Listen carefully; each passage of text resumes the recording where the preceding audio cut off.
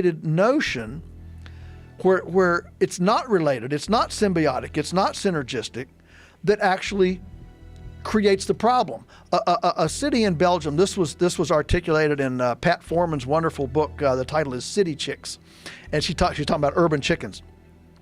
A city in Belgium offered 3 chickens per household to anybody that wanted a chicken.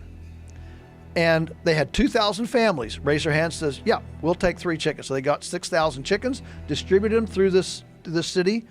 And in the first month, it dropped 100 tons of food waste to the landfill. What?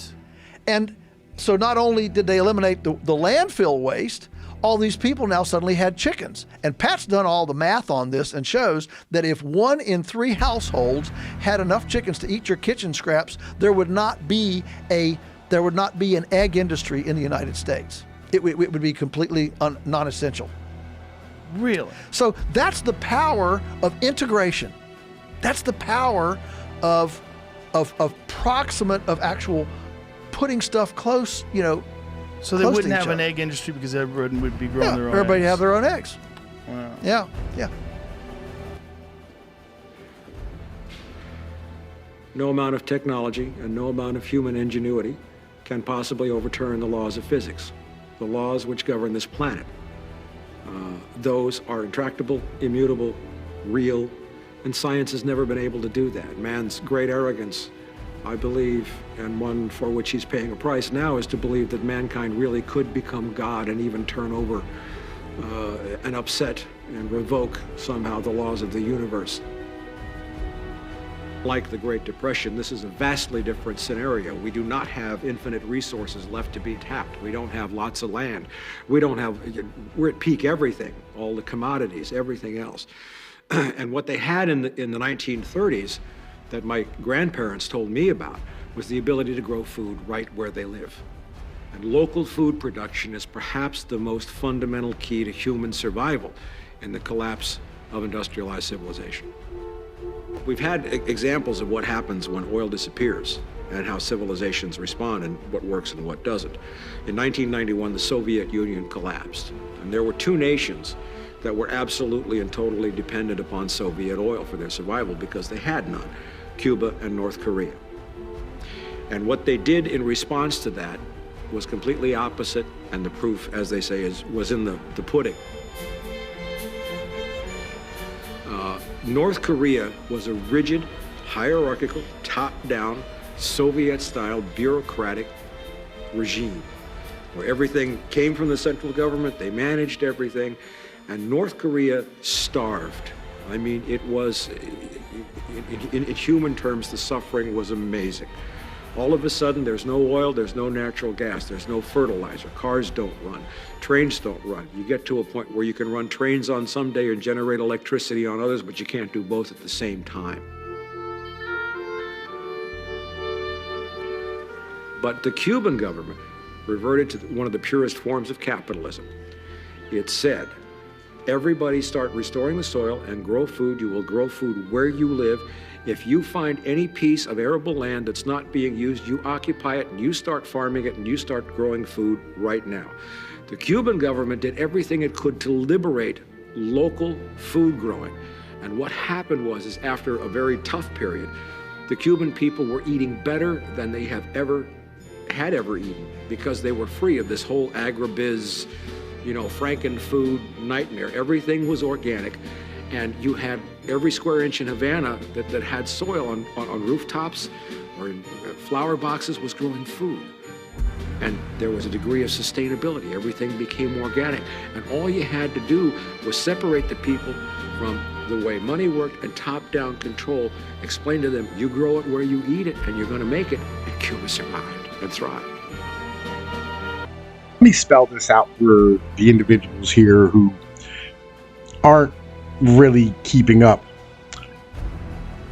When you have a collapse of supply chains and you have a collapse of problems, right? There's 2 ways to deal with things, right? You would either empower the people, right? Or you have a top-down bureaucracy, right? And North Korea and Cuba, after the fall of the USSR, were 2 really good examples of this. And as Rupert explains, North Korea starved to death. And Cuba said, you go grow food and survive. Well, the United States is in the same position right now, and most of Europe and a lot of other places. But the problem in the United States is that we can't just grow food the way we want to. Because boomers, of course it's the fucking boomers. Boomers are more worried about their property value than everybody else being able to eat. Right? Bit of an issue as a whole, you know what I'm saying? Bit of a problem.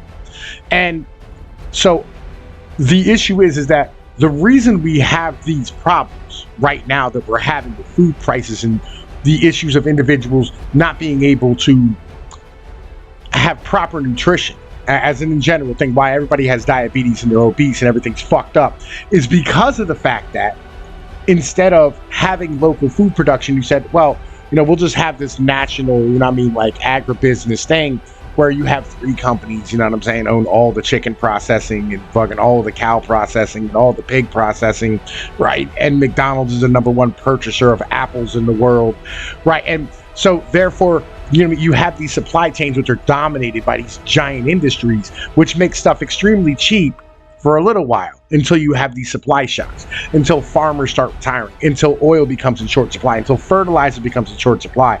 And then all of a sudden, none of us can get food, and we're going to go, hey, look, let's grow food where we're at. Like, yo, we can just get some chickens, plant gardens, do all whatever we got to do.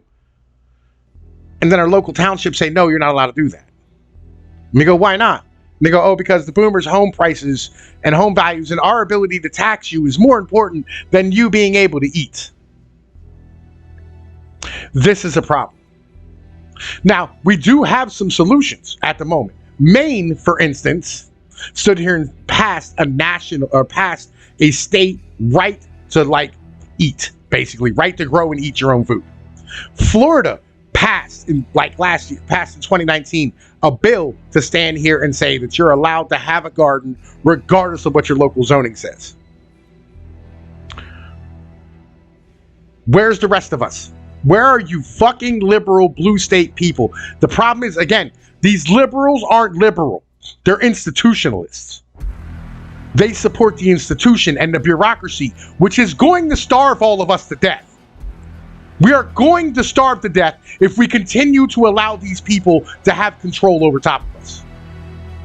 Just keeping us 100%.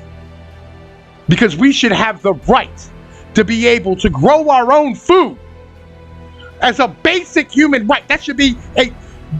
Why is this even a conversation?